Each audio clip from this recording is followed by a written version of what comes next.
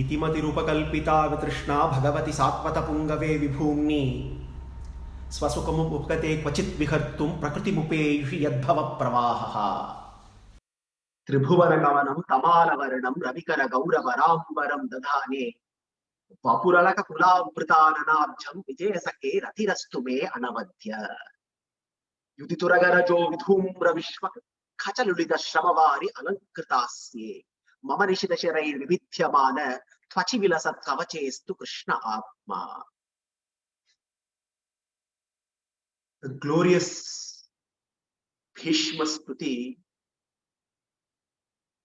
highlights the significance of Antima Smriti. In the 9th Adhyaya of Prathama Skanda, we see how Bhishma reserves his chosen prayers towards the very end of his life. Bhishma Stuti happens to be the very last words spoken by Bhishmacharya.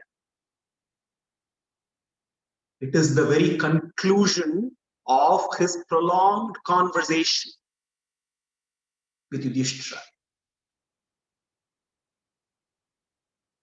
Bhishma highlights the importance of Antima Smriti, and as we saw, Antima Smriti, the focus is not so much on dying. The focus is very much on attaining birthlessness. This is what Bhishma teaches us in such a profound fashion. Out of the 11 shlokas that constitute what is popularly celebrated as Bhishma Stuti, we have so far covered 3 of those shlokas,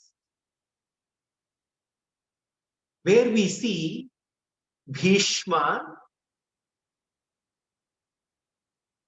towards the very end of his life is blessed with Krishna's presence and overcome with deep love, immersed in Krishna Bhakti. Bhishmacharya fills his mind with Krishna as he prepares to depart. I am reminded of an interesting story, a story of 2 parrots. There is this parrot which is perched on the branch of a tree, always in fear of the branch breaking any moment. Now, this parrot, unfortunately, has not devoted to strengthening its wings. And therefore, this parrot does not know that it is meant to be flying high in the sky.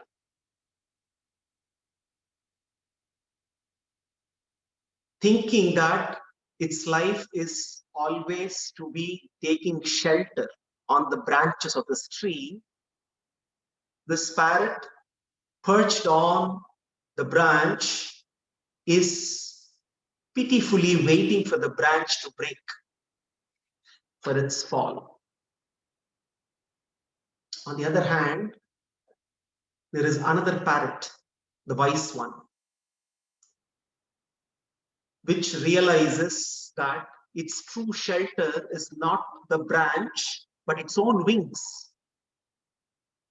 And it knows that it is meant to be flying high in the sky. And therefore, it continues to spend time strengthening its wings as it remains perched on the branch of the tree. And it is unmindful of the branch breaking, because it knows when the branch breaks, it is ready to fly high in the sky. We are all like the parrot perched on a tree, not cultivating its wings. It's not strengthening its wings. Settling, accepting that this body alone is the shelter. Not knowing we are meant to fly high in the sky towards Bhagavan.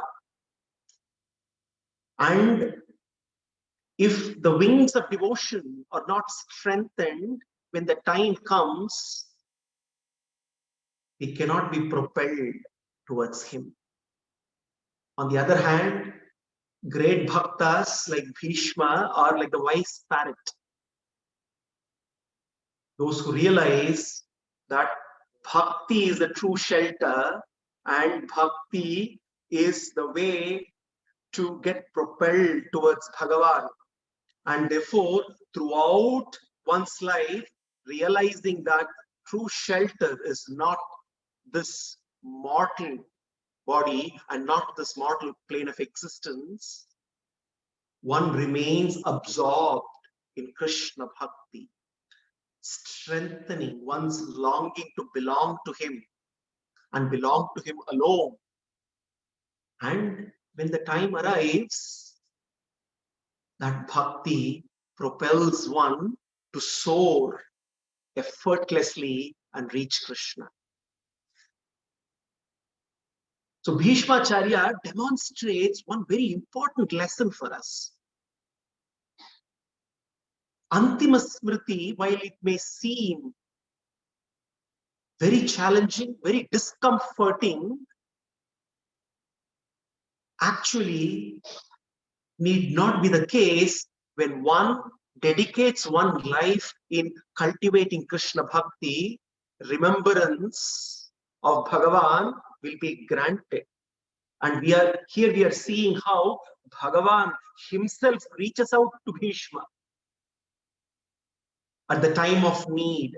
When Bhishma needed him the most, Krishna happened to be there. How more reassuring can this get? And therefore, Bhishmacharya, through his stuti, not only glorifies Krishna, but here we see every shloka, Bhishma is capturing vividly, graphically, his encounter with Krishna. And he's experiencing Krishna so very much that that force of bhakti is what is going to propel him towards Krishna. Sapadi saki vacho nishamya madhye nijaparayor balayor ratham niveshya sthitavati parasainika yurakshna hritavati bharta sake ratirvamastu. Now Bhishma, every scene that is memorable that he had captured before, he is replaying it in his mind so very vividly. Here, he is looking at Krishna and Arjuna together as the battle was about to begin. That glorious sight where, based on Arjuna's command, Arjuna's request, Krishna drives the chariot. Sapadi saki vacho nishamya madhye. In the middle of the battlefield between the two armies, the Kauravas and Pandava armies, Arjuna commanded Krishna. Krishna beautifully drives the chariot, takes him right in the middle. Sapadi saki vacho nishamya madhye nijaparayor balayor ratham niveshya sthitavati parasainika yurakshna hritavati hritavati. When he was there, Krishna, right in the middle of the battlefield, hritavati, he diminished parasainika yurakshna. By looking at the enemy camp, it seems Krishna diminished their lifespan. Bhishma says, at that very moment, even before the war began, Krishna decided who should die when. Looking at the enemy camp, with one look, Krishna decided on which day who will die. Everything else was mere play, mere act. Sthitavati parashainikayurakshna Khritavati Parthasake Rathirmamastu. Parthasaka Rathirmamastu. May my mind be fixed upon that Krishna, that Parthasaka. Ratihi. Bhishma uses the word Rati. It's not just mind being just fixed upon Krishna. Mind staying connected with Krishna, delightfully experiencing him. When we are responsible, Krishna is responsive. We need to understand this. What is our responsibility? Our responsibility is only to choose the right desires. Our responsibility is to choose the desire of experiencing him. And when we are truly responsible, Krishna is highly responsive.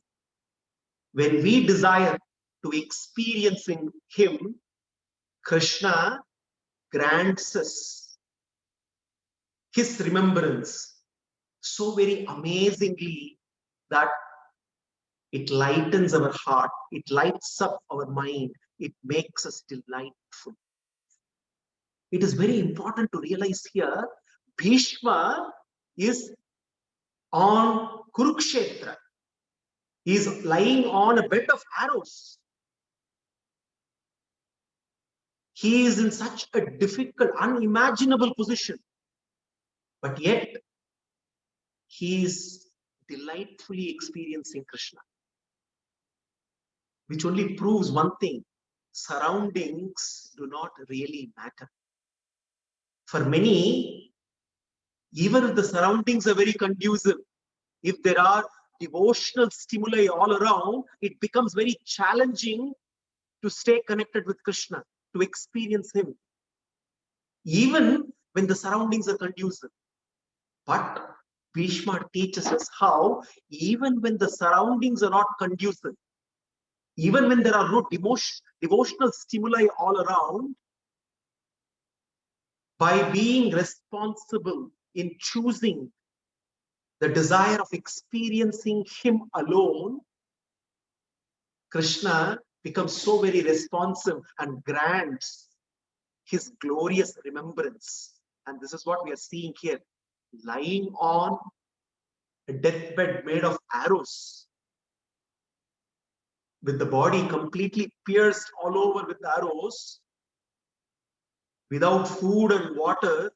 Bhishma is lying there and he's saying, Kritavati Parashainikayurakshna Sadavati Parthasake Ratirmamastu. Ratirmam. He's in a delightful state experiencing Krishna. Vyavahita Pratana Mukham Niriksha Svajanavadat Vimukasya Dosha Buddhya Kumatim Aharat Atma Vidyaya Yascharana Paramasya Tasya Mestu. Next, Bhishma starts to visualize the advent of Gita. First, we see him visualizing how the battle began, the war began. Now Bhishma is visualizing the advent of Gita. He says, Vyavahita Pratana Mukham Niriksha. In order to have a look at the enemy army from far off, from a distance. Now Arjuna takes a look at the army arrayed all over in front of him. Svajanavadat vimukasya dosha buddhya. Dosha buddhya. Because of corrupted intelligence, polluted intelligence. Svajanavadat vimukasya. One, when Arjuna was unable unable to indulge in a war against his own kinsmen. When he was thinking that it is a sin to indulge in a war and kill his own kinsmen because of his polluted intelligence. Kumati Maharaj Atma Vidyaya. Kumati, Mati, Kumati. Mati, intelligence. Kumati, ignorance. Kumati Maharaj Atma Vidyaya. The one who eradicated, who dispelled the darkness of ignorance, who eradicated the ignorance through Atma Vidya. That Krishna, now Bhishma now says, he does not say that Krishna should be the object of my attraction. He says, Yes, Charanaratihi Paramasya Tasya Mestu. Now he says, not just that Krishna, his lotus feet, may his lotus feet be the object of my attraction. Because Bhishma knows the antidote to ignorance is surrender to Bhagavan's lotus feet. Karpanya dosho upahata swabhavaha prachamitvam dharma sammooda chetaha yashrehasyan nishitam puhitan me shishyasteham shadimam tvam prapannam. Karpanya dosha, when his mind was in a wretched state, Arjuna is a Kripana. Kripana in many ways is the opposite of Brahmana. A Brahmana is one who has Brahmajnana. A Kripana is one who has no Brahmajnana. Miserly Kripana, in a mind which is completely corrupted. Arjuna was, instead of focusing on the atrocities of Kauravas, his mind was focusing on his bodily relationships, which prevented him from doing his dharma. And what did he do? The only thing Arjuna did right that day, in a way, a part of his intelligence seemed to have worked. While there was a paralysis of his intelligence, luckily for him, it looked, a part of his intelligence worked, which was him surrendering to Krishna. Prachamitvam dharma sammooda chetaha yashrehasyan nishchitam druhitan me sishyasteham shadimam tvam prapannam. When he surrendered to Krishna's lotus feet, in a way, it is Krishna's lotus feet which is the trigger for the Gita.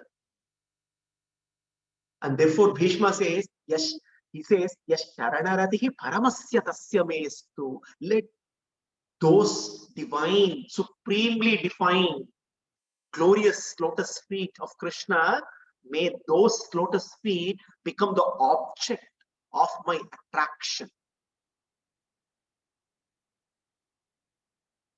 Those lotus feet which were responsible for bringing about the transformation of Arjuna,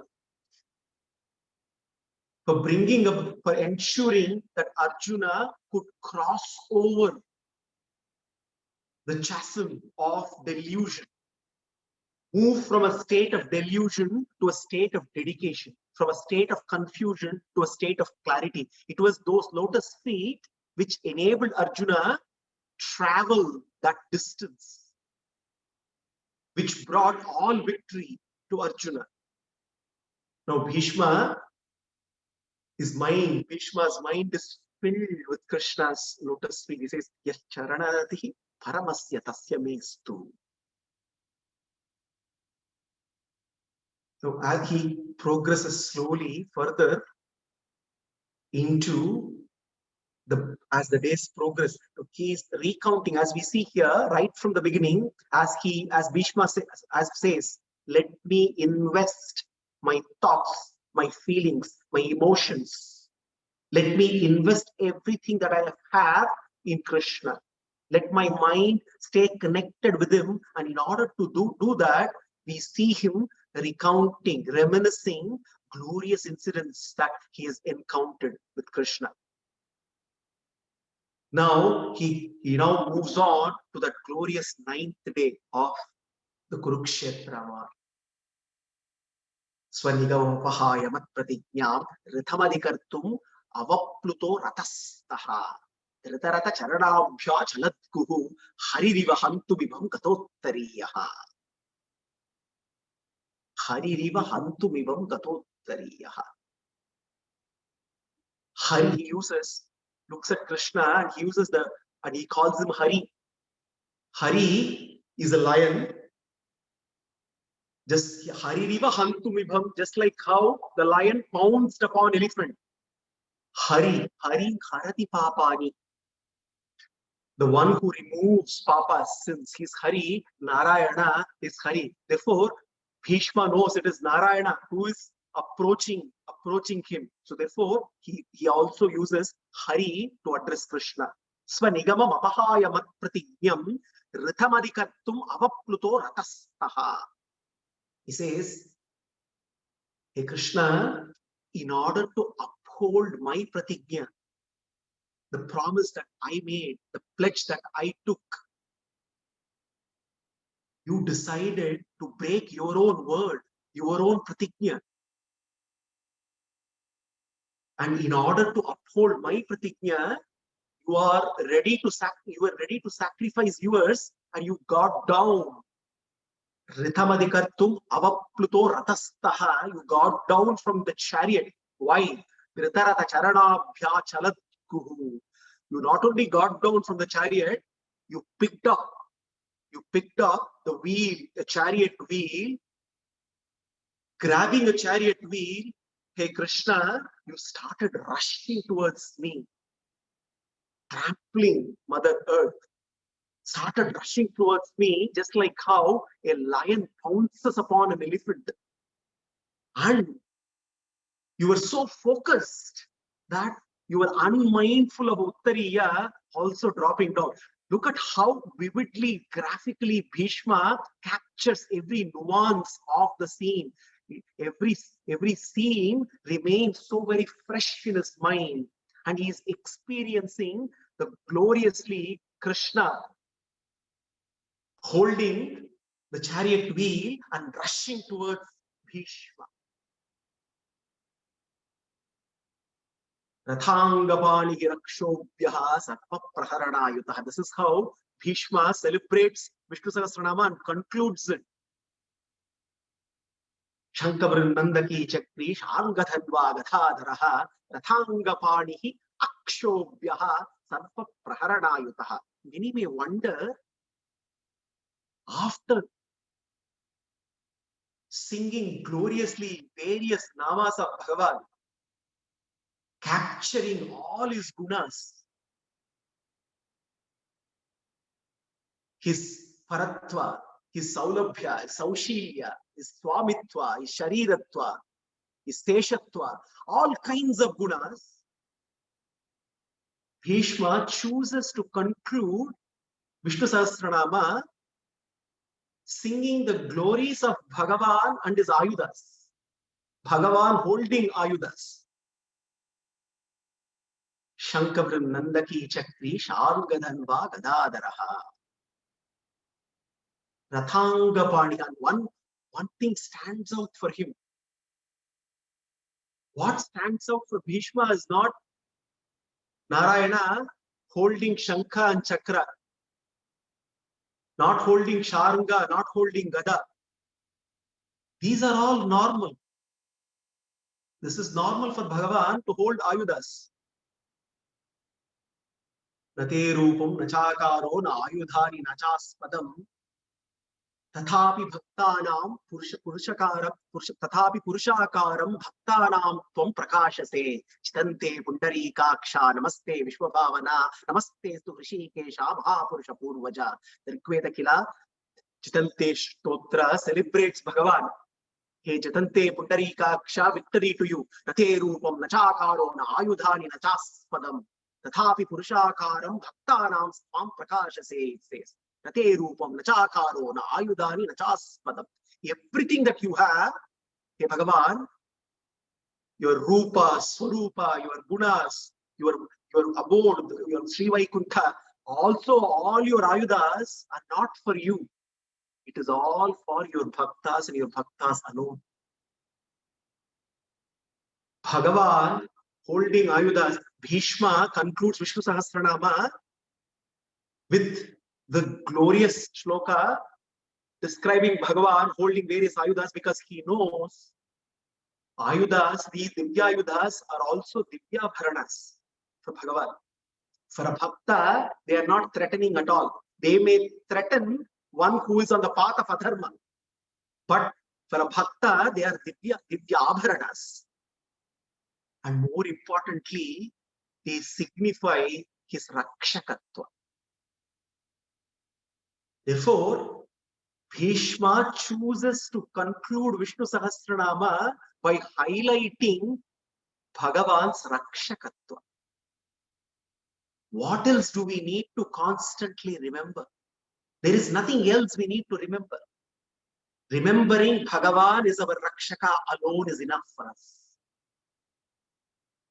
When he is there to protect us, what else do we need in this life?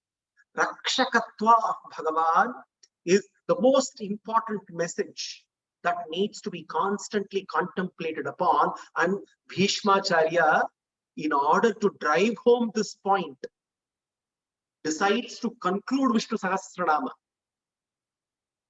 with highlight of Rakshakatva of Bhagavan, Rathanga Panihi. It is very special for Bhishma to describe Bhagavan as Rathanga Pani.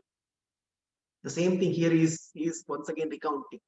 Tamadhikartum avapluto ratastaha dhritarata charanabhyat shaladku. Rathanga Pani. Just before the 9th day of the Kurukshetra war, things were not going well for Kauravas. Now Bhishma had to then make this pledge, take this oath. Bhishma declares that on the 9th day, once I enter the battlefield, there are only two possibilities, he says. Either I eliminate Arjuna, or I will ensure that Krishna comes in between me and Arjuna, and Krishna takes up weapon in order to defend Arjuna. Because Bhishma knows that the only way Arjuna can be protected is if Krishna takes up the weapon on behalf of Arjuna. Bhishmacharya makes this pledge. Duryodhana is very happy because he knows that Krishna also earlier, right at the beginning of the war, had taken a solemn pledge that he will be a non-combatant throughout the war. He will not handle any weapons and he will not fight the war. So therefore, Bhishma makes this pledge as he enters the battlefield on the 9th day. And Bhishma is in a devastating mood on that day.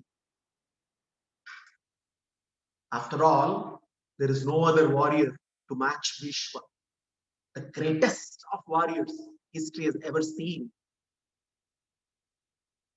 Nobody can stop Bhishma when he gets into that mood of devastation.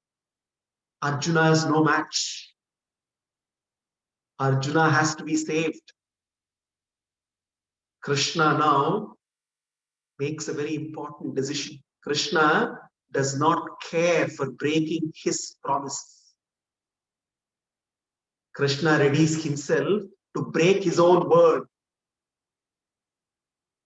in order to, on one hand, to protect Arjuna, the other hand, also to uphold Bhishma's pratignya. Again, Bhakta Vatsalya of Bhagavan. That is why Bhishma says, Swanigamamapahaya mat pratignyam ritamadhikartum avapluto ratastaha. In order to uphold my own pledge, my own promise, hey Krishna, unmindful of your own pratignya, you came all the way and you became Rathanga Pani. So here, Krishna obviously is a master.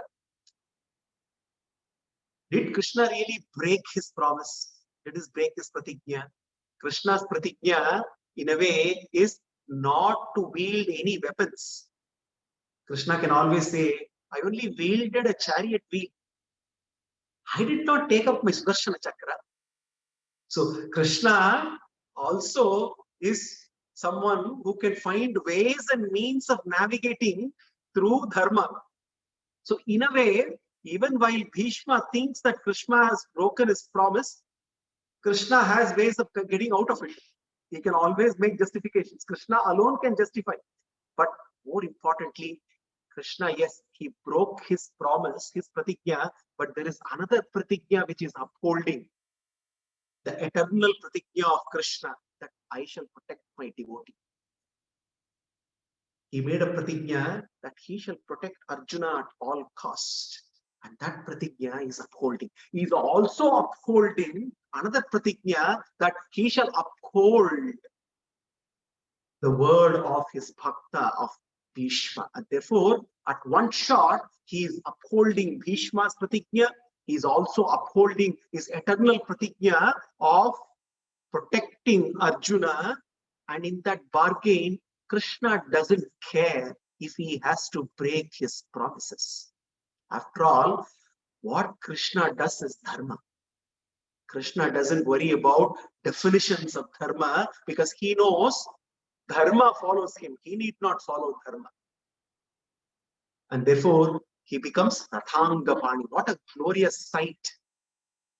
Bhishma looking at Krishna as Rathangapani. Rathangapani akshobhya, he says. One who is steadfast in, he is unswerving, unflinching when it comes to keeping up his word of protecting his devotee and protecting the word of his bhakta. Dhritarata charanabhyat shalad guhu haririva hantumibam tatotariyaha. When he advanced, Krishna is advancing towards Bhishma. Bhishma is able to reminisce every step that Krishna takes, like a lion pouncing upon an elephant, like Hari. But for Bhishma, it is like Narayana, Hari rushing towards him. So Bhishma is not threatened. Bhishma is welcoming Rathangapani. He is welcoming every move that Krishna took towards him. Dhritarata charanabhyat chaladguhu haririva hantumibham gatottariyaha. And as Krishna made the advance, as he was coming forward, Bhishma is vividly remembering every step. He is graphically replaying. He says, Shitavishika hato vishirnadamshaha. Kshataja pariplita atatayino me. Prasavamabhisara madvadattam sabhavatu me bhagavan gatir mukundaha. Sabhavatu me bhagavan gatir mukundaha, he says. Shitavishika hato vishirnadamshaha. Kshataja pariplita atatayino me. He says, with his own shield shattered by my arrows. With Bhishma's arrows shattering Krishna's shield. Not only that, with his body smeared with blood caused by the sharp arrows. Shita Vishika Hato Vishirnadamshaha. Shita Vishika. Sharp arrows of Bhishma.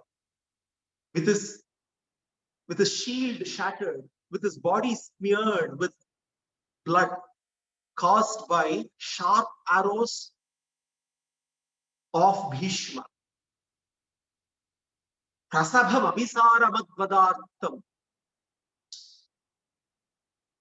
Anger, but Krishna's anger here is anger to protect his devotees. And when Krishna was advancing towards Bhishma, Bhishma says, Sabhavatu me gatir bhagavan gatir mukundaha, he says, may my mind. Hey Krishna, I still remember that day when with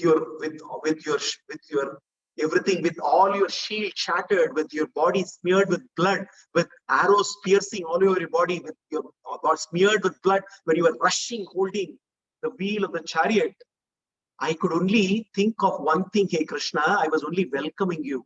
I was only welcoming you to keep coming forward, and that Krishna, Sabhavatu me Bhagavan Gatir Mukundaha, he says, He says, you are Mukunda, Muktim Dadati Mukunda.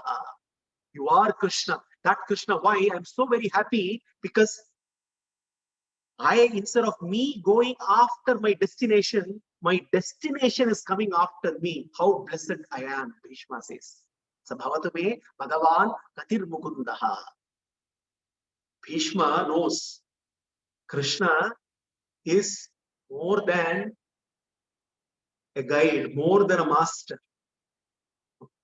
Gatir Bharta Prabhusakshihi Nivasaha Sharanam Suhrut.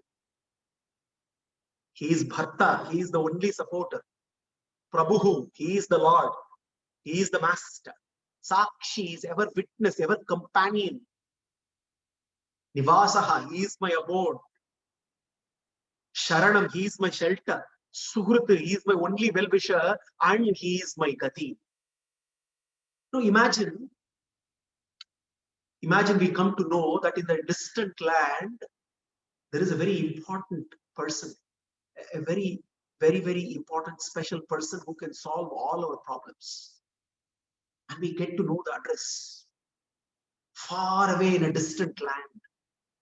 And then we begin the journey. We take a bus ride, we take a train ride, we take a ship ride. We cross over islands, countries. We take a flight, fly all the way, reach the ultimate address, and then with all anticipation, we rush towards the address and knock the door, and then the door opens. And to our utter shock and amazement,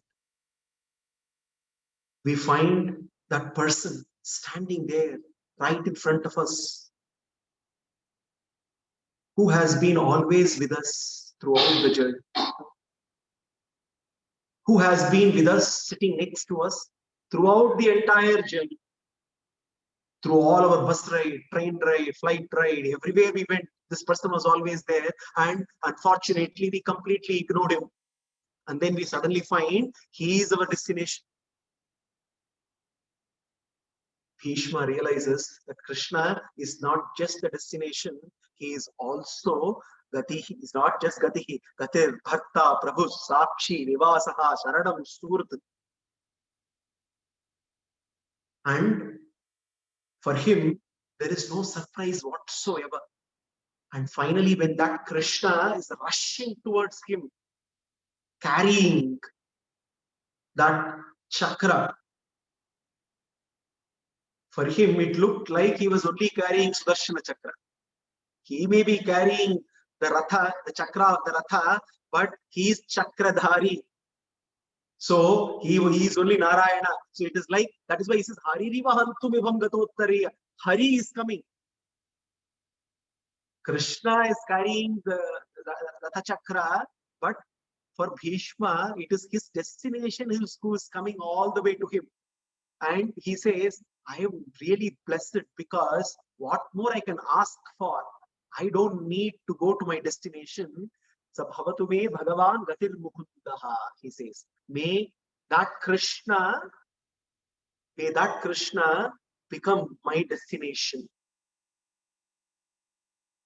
Now, Bhishma further goes on and reminisces one more scene of his encounter with Krishna, and he now visualizes the glorious form of Krishna as Parthasarathi. This is a very special.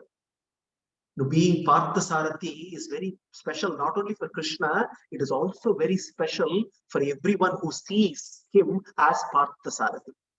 Vijayarata Kutumba Artatotre Dhritahaya Rashmini Tak Shriyekshaniye Bhagavati Ratirastume Mumushto Yamiha Niriksha Hatagata Sanupam, he says Bhishma.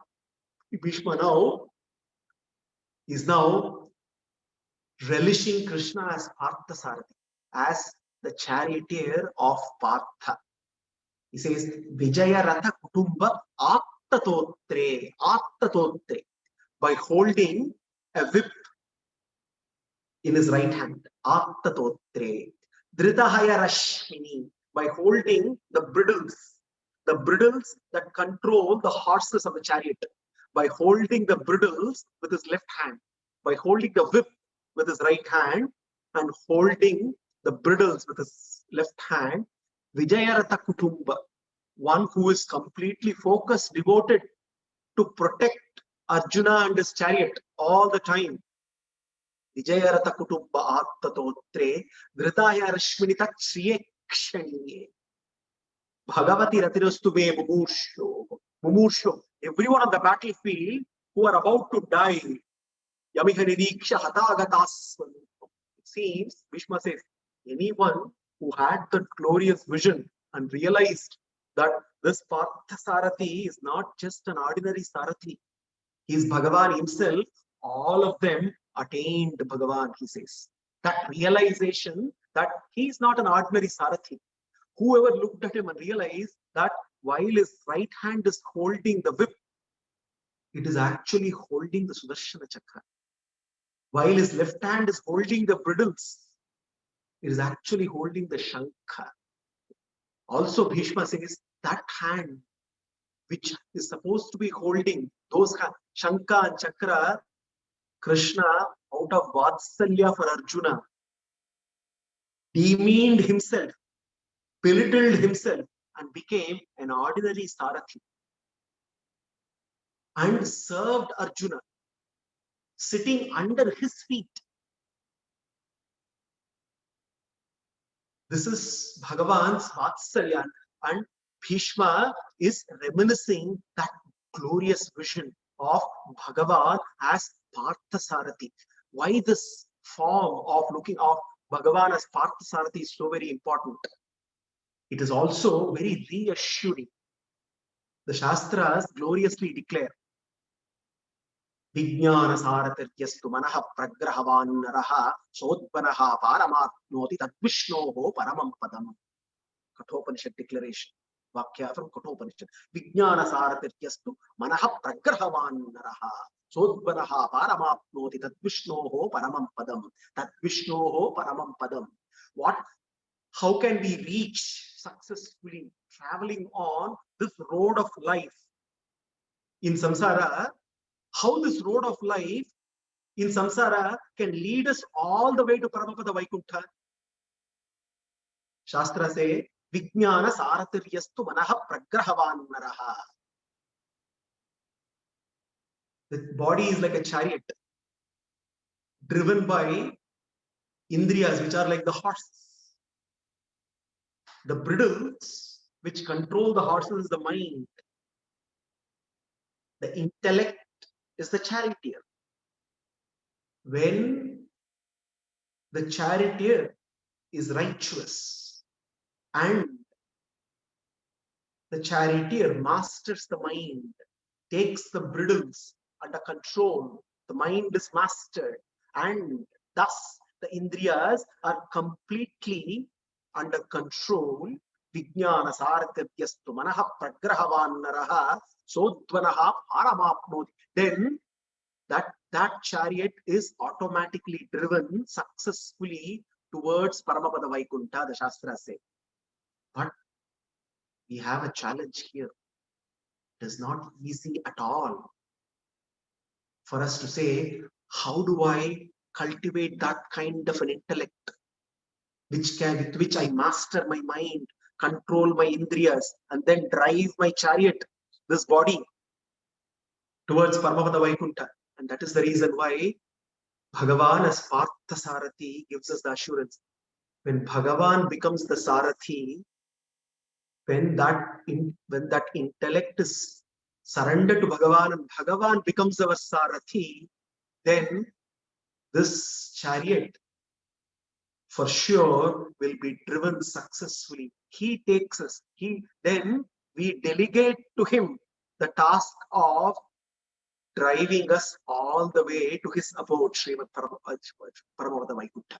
Therefore, here Bhishma is reminiscing that glorious form of Parthasarathi. And he says how blessed all the soldiers on the battlefield that day, on Kurukshetra. Whoever could visualize Bhagavan and realize that this Sarathi is not an ordinary Sarathi. He is the Sarathi who has descended to take us all to Paramapada Vaikuntha. Bhishma says to all of them, moksha is guaranteed then and there. So far, Bhishma has been relishing his personal encounters with Krishna. Now, he comes to a very important segment of Bhishma Stuti. Personally, I consider this shloka as the summum bonum of Bhishma Stuti.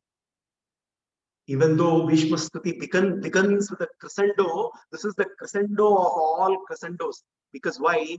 Here, Bhishma is now relishing one of the most, or possibly the most important Leela of Krishna, Rasa Krida. Lalitagati Vilasa Valguhasa Pranaya Nirikshana Kalpito Rumana Kritamanu Kritavatya Unmadandaha Praktimagan Kilayasya Gopavatvaha. Bhishma now, so far, Bhishma has been only relishing all the incidents where he, in one way or the other, he was involved. But now he goes all the way back to relish Rasa Krida. It's very interesting to see why Bhishma chose, of all the several Krishna Leelas, hundreds of them, he chose this one. Because he knows this is the summum bonum of all the Leelas of Krishna. And many ways, Bhishma also can connect with this. We may wonder how Bhishmacharya, a celibate, a brahmachari, and Rasa Krida. How can Bhishma, in any way, can connect with him? What has Rasa Krida to do with a brahmachari like Bhishma? Lalitagati Vilasa Valguhasa Pranaya Nirikshana Kalpito Rumana. Bhishma is relishing. He says, hey Krishna, Lalitagati Vilasa Valguhasa. Hey Krishna, it seems Krishna's every movement was so graceful. Lalita Gati, Rasa Krida is beyond description. It's not possible. In the 10th canto of Srimad Bhagavatam, we will get to relish this supreme Leelas of all Leelas, the very crux of Bhagavata, where Shukha, for our sake, goes into detail. Now, in many ways, that the summation of all that, Bhishma brings it here in a couple of lines for our sake. So therefore, in many ways, the 10th canto, the crux of 10th canto is being summarized right in the first canto. Thus we can see in many ways we can see the summary of summaries. This is essentially ensuring that the momentum is built for us as we move along the journey. Bhishma here is relishing Krishna, whose graceful movements, Lalita Gati Vilasa, mesmerizing actions, fascinating acts of Krishna, Valguhasa, enchanting, electrifying smile, attracts magnetically all the gopis to such an extent that it seems the gopis soaking in Krishna's beauty, immersed in Krishna's beauty, they are only looking at Krishna and nothing else. And when they are unable to look at Krishna, when separated from Krishna, they go mad, and it seems the gopis start imitating him. Pranaya Nirikshana Kalpito Rumana Kritam Anukritavatya Unmadandaha, flooded with love, taken over by ecstatic madness. In separation, it seems, Krita Anukritavatya, each of these gopis begin to imitate Krishna. Each one start to think the way Krishna smiles, the way he acts, the way he talks, the way he moves, the way he dances, the way he plays the flute. Now, Bhishma is reminiscing. He becomes one of the gopis. He goes back all the way back to Vrajabhumi, and he's capturing that glorious Rasa Krida as Krishna, together with the gopis, is engaged in that divine sport. And Bhishma is capturing every nuance of not only Krishna, he is now paying homage to the gopis in many ways, who are the most blessed. And he says, Prakriti Magan Kilayasya Gopavadvaha. He is glorifying those gopis, and he says, let that experience that gopis had, how can one ever, even a fraction of that experience, if one can go through, that would be the greatest blessing. Bhishma is filling his mind here, as he gets closer and closer to the very last moment of his departure. He is now reminiscing that glorious Rasa Krida here. Now, gopis and Bhishma seem to have nothing in common. Bhishma is a celibate, is a brahmachari. Externally, they are poles apart, but internally, they have so many things common. This is what, through this verse of Bhishma Stuti, we get to know very clearly. When it comes to Krishna Bhakti, they have several things in common. Both the gopis of Raja and Bhishma are completely misunderstood. Misunderstood then, possibly misunderstood even today, unfortunately. Both the gopis and the Bhishma and Bhishma. But even when they were misunderstood, the gopis were firm in their conviction. Even when he was misunderstood, Bhishma was firm in his conviction. Krishna had his own plan. Krishna gives each and every one of us certain roles to play. We all have our roles to play. Roles ordained by Krishna. We need to recognize these roles and play these roles beautifully. Krishna had a certain role for gopis. Krishna had a certain role for Bhishma.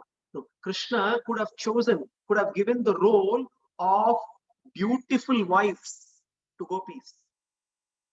He did not do so. Krishna could have given the role of a Pandava supporter to Bhishma. He did not do so. Krishna has his own reasons. Through the gopis and through Bhishma, there is a very important message that is being taught. True love has two dimensions. When we look at true love, what we see in true love is, one, what one gives to the beloved. What one gives to one's beloved. The second is what one gives up for the beloved. We need to understand this very clearly. What one gives to the beloved, what one gives up for the beloved.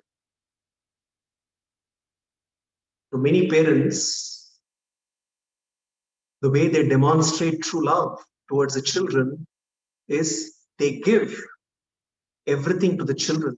Good livelihood, good education.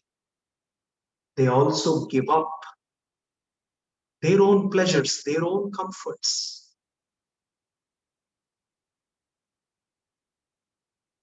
A true love of a mother, a true love of a father. Give up. Both are equally important. In bhakti, it is important that we give love to Krishna, we give something to Krishna, but more importantly, we also need to give up for Krishna.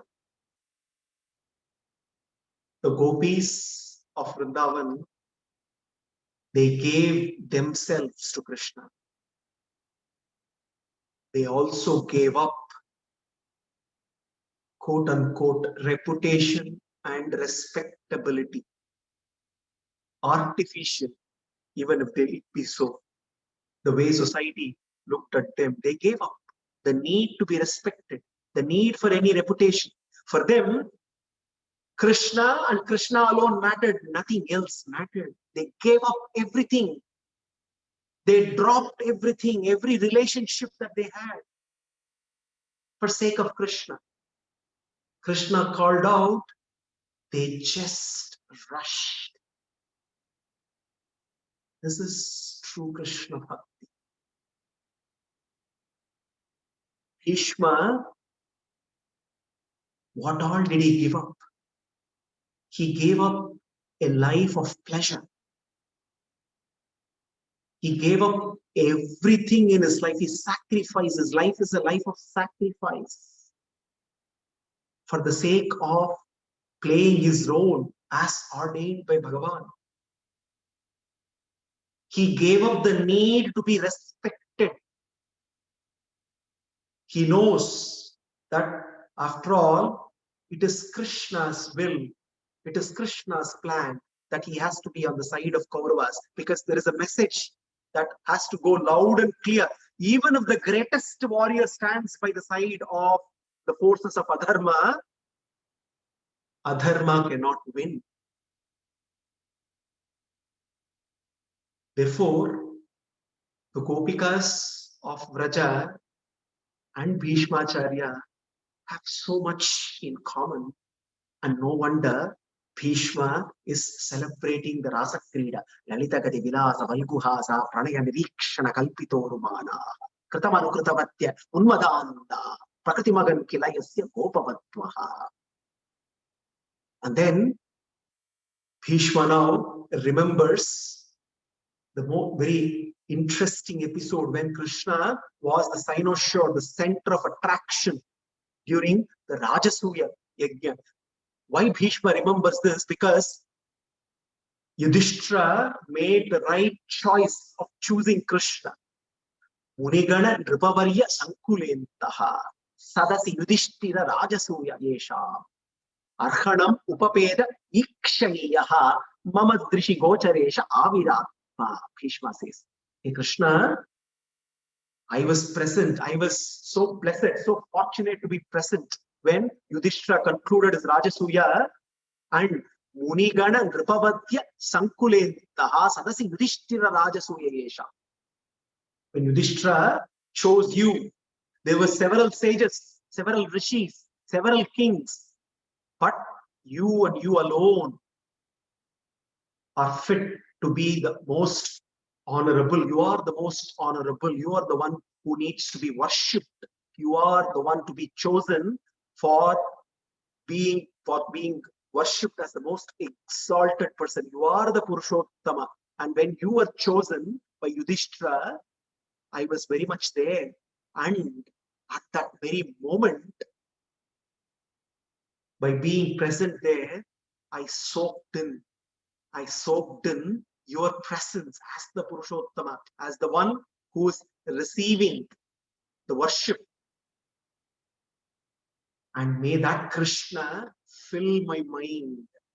May my mind be filled with that Krishna, the Purushottama, who has to be chosen by everybody else. So when we choose Krishna, then he empowers us to make the right choices all the time. So Bhishma says, I know that Yudhishthira made the right choice of choosing you, and therefore that day I was so very pleased, and that incident now I'm being able to recount. He says, Mama Drishi Gocharecha Aviratma. It is a beauty here that Bhishma is able to replay the right incidents. It is not very easy, or rather it is not easy at all to delete our memory. Now, when in a computer we can choose files, click a button, delete button, everything gets deleted. Unfortunately, there is no delete button in the mind. So we cannot delete our memories. But on the other hand, there is a way out of ensuring that bad memories don't keep playing out. Bhishma teaches us how to do that by constantly activating good memories, by constantly activating, stimulating experiences of Krishna all the time. It becomes easy to only replay good memories and completely avoid all the bad memories. So therefore, effortlessly, Bhishma at the time of death is able to replay the right memories, the right incidents, and he is experiencing Krishna to the fullest extent possible. Then finally, Bhishma comes to the very end of his stuti. He looks at Krishna, who is standing right in front of him. What a blessing for Bhishma that Krishna is personally receiving his stutis. Tamimam aham ajam sharira bhajam hridi hridi dishtitam atmakalpitanam. Hridi hridi dishtitam atmakalpitanam. Pratidrisham ivanekadarkhamekam samadigatosmi vidhuta bheda mohaha. He looks at Krishna, says, Krishna, I have realized, just like how there's only one sun. Sun is one. But when everybody looks at sun, there is a sun in everybody's eyes. That does not mean there are millions of suns. Hey Krishna, you are the Antaryami, the indweller in every heart. You reside in everyone, in every entity as Antaryami. That does not mean that there are many of you. You are, I know now, recognize that you are the Vaikunthanada, the Paravasudeva, Narayana. That Narayana is the same, the Paravasudeva is the same as the Vyuha Vasudeva. The Vyuha Vasudeva is the same as Krishna, the son of Vasudeva. Vasudeva. You are the same. Vasudeva, Paravasudeva is the same as all of your avatars. And you are the same as the Antaryami as well. There is no difference whatsoever. You are the Parabrahman, you are Narayana, you are the Paramatma, you are Bhagavan, you are the Purushottama, Vadanti Tattvavidas Tattvam Yajnanam Advayam Brahmeti Paramatmeti Bhagavaniti Sapyate. You are Brahman, you are Paramatma, you are Bhagavan, and you are Krishna standing right in front of me. And therefore, with this realization, hey Krishna, let me rest. With this realization, let me rest. Bhishma says, Krishna evam bhagavati manova drishti vitvrittibihi atmani atmanam aveshya saha antashvasa uparvat. By slowly bringing his mind, his speech, his sight, all his actions to rest, Bhishma slowly reaches a restful state with his focus completely on Krishna. He reaches a restful state where he closes his eyes and breathes his last. And he departs to attain Krishna.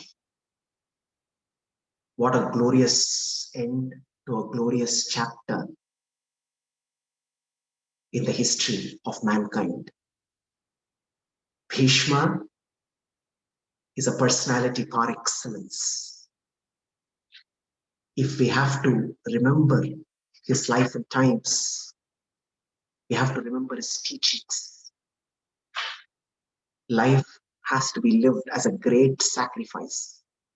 Bhishma teaches us this very important lesson.